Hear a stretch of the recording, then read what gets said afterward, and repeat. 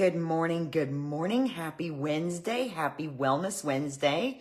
If you don't know me, my name is Donna. If you're just stumbling on my page, I am a wellness advocate. I am an aspiring personal trainer. I am looking into grad school within the next year, a mom, a nana, a girlfriend, and most recently, a jazzercise student, which is why you get the sweaty version of me today, because I just came from jazzercise. And I was actually going to talk about group exercise today. Good morning, Miss Erica. I was actually going to talk about group exercise today, but for the last 2 weeks, we've been talking about fear, and I had something come up over the weekend that forced me to practice what I preach. So I thought that sharing this story, you might find yourself in there somewhere. It seems like the perfect way to recap our last 2 weeks of discussion. So Wellness Wednesday started because I believe that people have different journeys to wellness, and that if we share our stories with each other, everybody's journey is a little bit different, and maybe along the way we can pick up different things from different people that will help us on our journey towards wellness, and that's physical, mental, spiritual, whatever. Good morning, Miss Ann. So let's talk about Donna and the trailer. I'll launch right into the story because I know everybody's time is valuable. We're going to talk about Donna and the trailer, and this is kind of like David and Goliath, but not as big. The message is probably equally important and probably exactly what God intended with the story of David and Goliath, but okay, we're going to talk about this trailer. All right, so we had this big event this past Saturday, and probably a month or so ago, we were trying to discuss who was going to be available to pick up tables and chairs.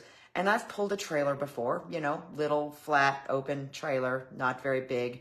And I've pulled a John boat before, so I've pulled things before, so I'm not thinking anything of it. And I'm like, hey, yeah, I'll pick up the tables and chairs. Who's got a trailer we can use that's going to hold all of that? And a dear friend of mine's like, oh, I've got a trailer, we can use it. It's enclosed. Perfect. Everybody's happy. Everybody's great, right? So everything's fine. Everything's wonderful. I arranged to have people meet me at the local rec center to pick up, help get these tables and chairs loaded. And Eric is my boyfriend. If you're new to my page, Eric and I go down to pick up this trailer on Thursday night. And it is a gigantic enclosed trailer. Now, I had already come up with the bright idea to use Eric's truck in case this trailer, because I clearly had no idea how big it was.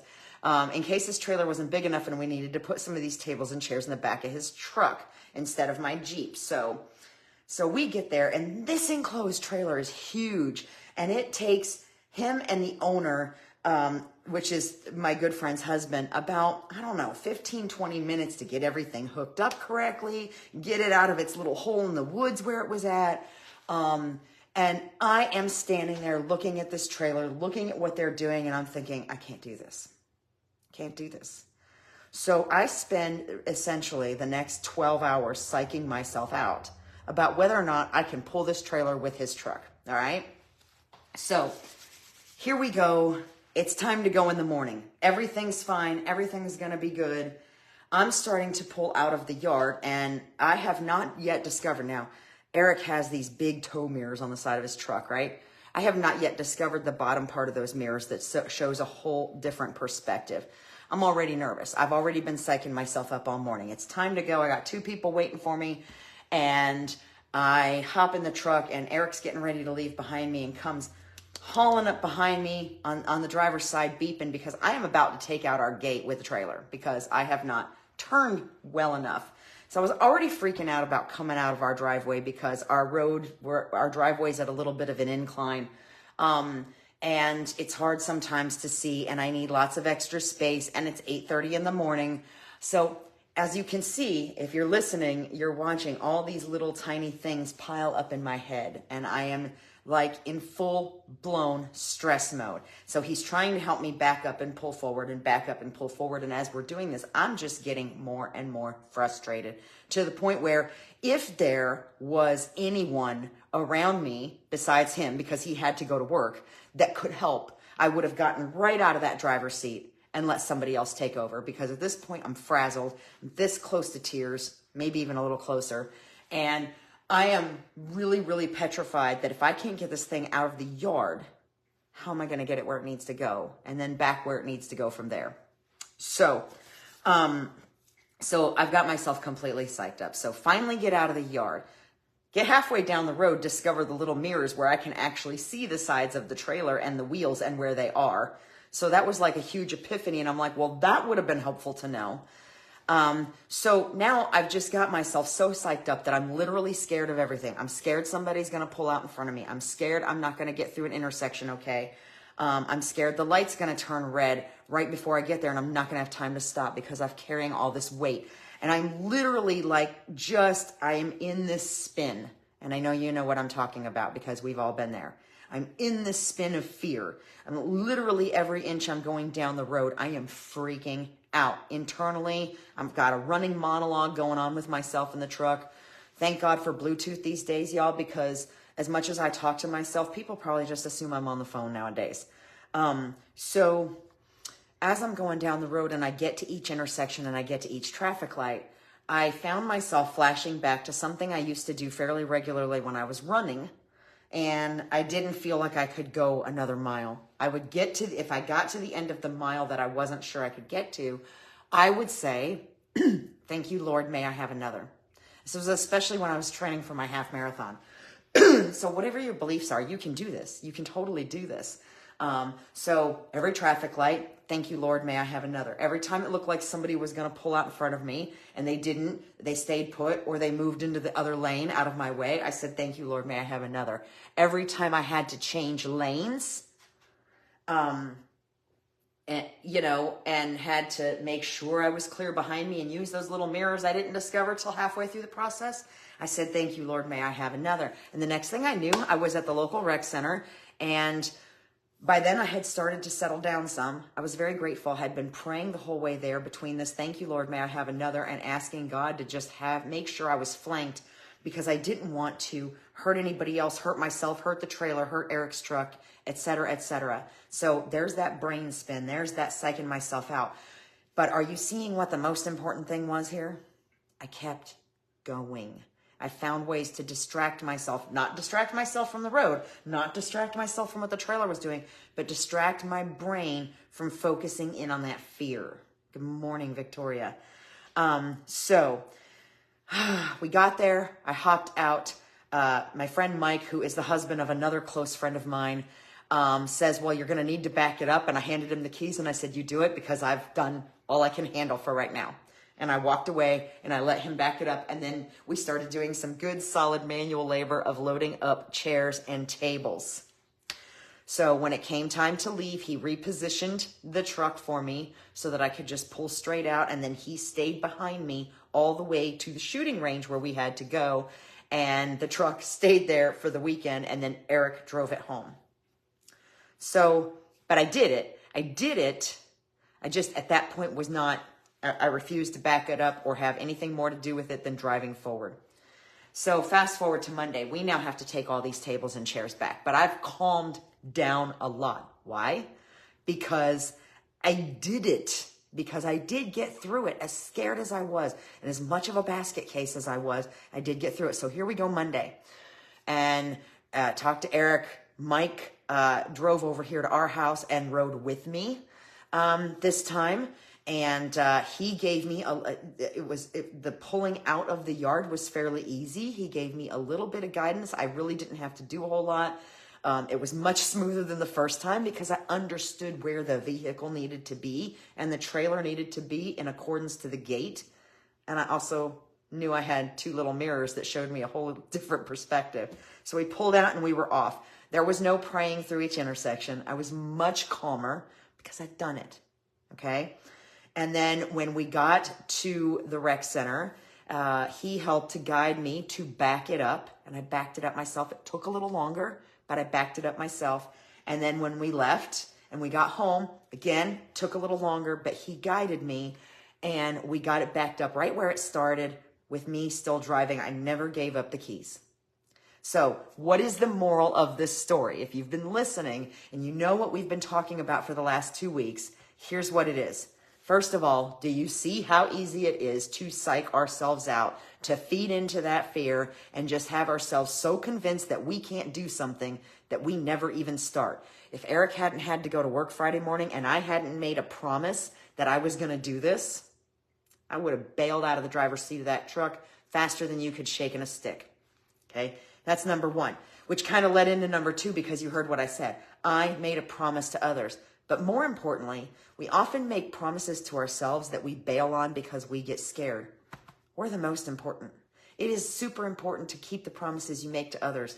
But if you don't keep the promises you make to yourself, that's the real, true letdown. And that just kind of spirals from there.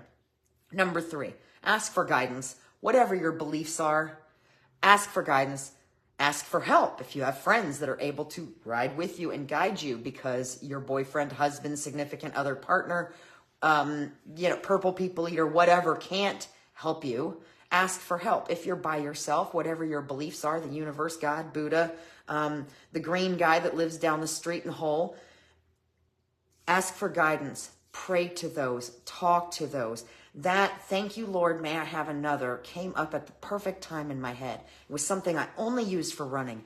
And it got me through every step of the way. It forced me to focus on the fact that God was taking care of me and that I was capable. And that if I got this last intersection down, I was going to be fine at this next intersection. It took my focus off of the fear. So whatever that looks like for you, thank you to the universe. I can do all things through Christ who strengthens me. Namaste. Whatever that looks like to you, whatever your beliefs are, ask for guidance.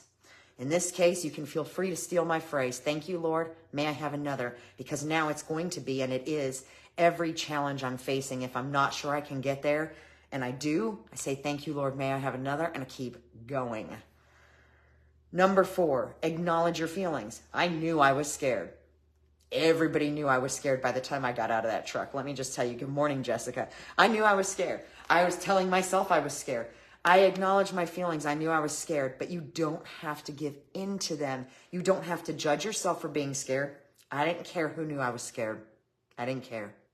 I might have a few years ago, but in this case, no. Why didn't I care who knew I was scared? Because it's a normal feeling, and there's a lot of people that would have been, good morning, that would have been just as nervous as I was in the situation I was in, okay? So you don't have to give in to the fear. You can just keep pushing through it, and you can do that in little baby steps and then walk away and give yourself a break. For example, when I got to the rec center and Mike looked at me and said, you're going to need to back that up, I went, not today, Satan, and handed him the keys and walked away because I was maxed at that point. I had gotten the vehicle there. I was done for a minute and I needed a break. So I took the baby steps and then I walked away and gave myself a break. And most importantly, number five, well, maybe not most importantly, make sure you are in fact surrounded by people who are there to help you. Eric and Mike, the two people that were the most crucial that morning and Monday morning, they taught me, they guided me, they showed me what to do. I've been in relationships and I've been around people who would have given me a couple of instructions, and if I started getting frustrated, they would have said, here, get out, I'll do it myself. That's not how we learn, and that reinforces the fear. So make sure you are in fact surrounded by people who are able to teach you and guide you and not make you feel stupid or just push you out of the way and do it for you, because you don't learn anything that way. I promise. So these are the things that are the difference between being the victim or the victor of your fear. And I hope that story helped you, because everybody has a story like this. It might not be a giant trailer or a Goliath. But it may be something else that you were totally petrified of, that you got yourself spinning in circles about, and you went ahead and did it anyway. Or maybe you didn't that time, but the next time you faced that issue, you went ahead and did it anyway. If you're there, then pat yourself on the back, because that means you faced your fear and you worked through it. You didn't judge yourself for being afraid. You didn't give in to it and let it rule your day or derail your promises. You went ahead and muscled through it, and when you needed to take a break, you did the baby steps, and when you needed to take a break, you took a break. And that first time's always the easiest. So that's my little funny story. I hope you found it helpful, especially in reference to our last 2 weeks of Wellness Wednesday about fear. So if you don't know what I'm talking about, if you're new to my page and you don't know what I'm talking about, if you go to my videos section, you can see previous videos that I've done for Wellness Wednesday. In our last 2 weeks, we've been talking about fear. This was the perfect wrap up. I hope you enjoyed the story. I hope you found it inspiring. I hope you found a tip in here that works. If you did find it helpful, please share. If you have a Wellness Wednesday topic that you would like to see me cover, I love to learn. So if it's something that you want to know more about, absolutely you can share this. I encourage you to share this. If you think it'll help somebody or if you found it helpful, definitely share. If you have a topic you'd like to see me cover and you just don't know where to begin or don't have the wherewithal to dig into it, dig into the research, I love to learn. I am happy to do that for you as long as it's not politics and it's not negativity. Now, a lot of people say, well, but there's a lot of things about mental wellness, especially, that are very negative. But what we're doing is we're looking for a positive approach. So what I mean by no negativity is no picking on anybody in the comments, none of that. Simply, let's keep the topics positive in ways that can help other people and stay away from politics because that's not healthy for anybody. Okay, so we are going to take a little bit of break from the mindset. This is Wellness Wednesday, and wellness covers physical stuff and spiritual stuff and mental stuff. We've been digging in pretty hard since before the holidays on the mental stuff. So next week, we're going to go physical. I'll tell you more about that later. Like I said, if you found this helpful, comment, share, tell me you saw the replay, whatever works for you. And if you have any questions or have any topics you'd like me to look into, please feel free to reach out by messenger or drop a comment and I'll reach out to you. If you want to get notifications of when I go live, follow me. I think that's it. I hope you got a lot out of this. Happy Wednesday. I hope your day is fabulous and fear-free. And if it isn't fear-free, then muscle right through that. Baby steps. Take a break when you need to. And make sure you're surrounded by people that will help and guide, not do it for you. Mwah. Thanks. Bye.